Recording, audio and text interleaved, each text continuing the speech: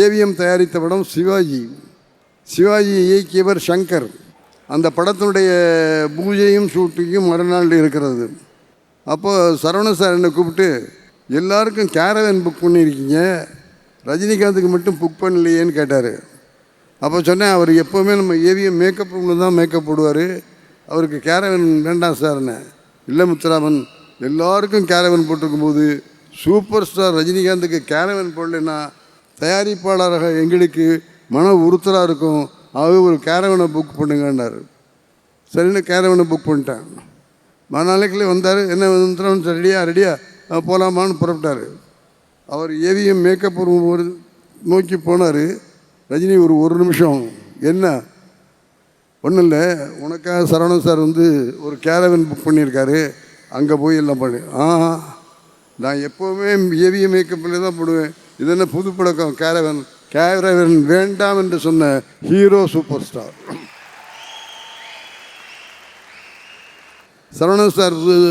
ரஜினிகிட்ட போய் இந்த படத்தில் நடிக்க ஒத்துக்கொண்ட உடனே அவர் பர்ஸில் இருந்து ஒரு 1000 ரூபா, அந்த 1000 ரூபாயை கொடுத்து இன்றைக்கி நல்ல நாள், இதை அட்வான்ஸை வச்சுக்கன்னு கொடுத்தாரு. அதன் பிறகு ஒவ்வொரு மாதம் ஷூட்டிங் முடியும் போதும் ரஜினிகிட்ட போய் எவ்வளவு பணம் வேணும்னு கேட்டுவாங்க அப்படிம்பார். போய் கேட்பேன், சார் இப்போ பணம் வேண்டாம் சார், பணம் வேணும்போது வாங்கிக்கிறேன் சார், ஏகப்பட்ட செலவு நடக்குது, ஆகவே இந்த செலவோட செலவாக என் சம்பளத்தை அதிகப்படுத்த வேண்டாம், நான் எப்போ வாங்கணுமோ அப்போ வாங்கிக்கிறேன் சார்ன்ட்டார். இப்படி ஒவ்வொரு ஷெட்யூல்லையும் சொல்லிவிட்டு படம் முடிந்து வியாபாரமான பிறகுதான் சம்பளத்தையே வாங்கி கொண்ட நடிகர் சூப்பர் ஸ்டார் ரஜினிகாந்த். ஆக மொத்தம் தயாரிப்பாளர்களுக்கும் அனுசரித்து, விநியோகஸ்தர்களுக்கு அனுசரித்து, தியேட்டருக்காரர்களுக்கு அனுசரித்து அத்தனை பேருக்கும் நல்ல பேர் வாங்கி தருகிற தன்மை ரஜினியிடம் இருந்தது. ஆகவே அதான் அவர் வளர்ந்தார்.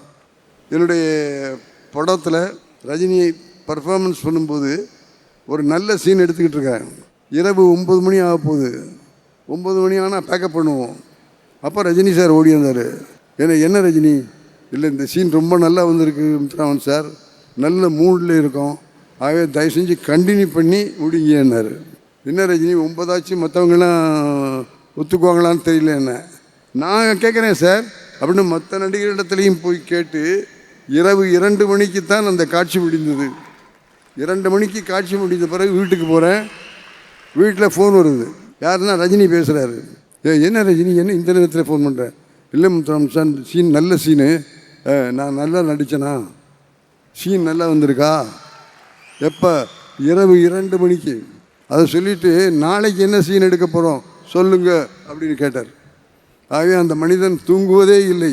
ஒரு கதையை வாங்கியாச்சு, கதையை ஒத்துக்கிட்டாச்சுன்னா அந்த படம் வெற்றி பெற்று வெற்றி விழா கொண்டாடுகிற வரையில் ரஜினிகாந்த் அவர்கள் அதை பற்றியே சிந்தித்து கொண்டிருந்தார், அதை பற்றியே உழைத்து கொண்டிருந்தார்.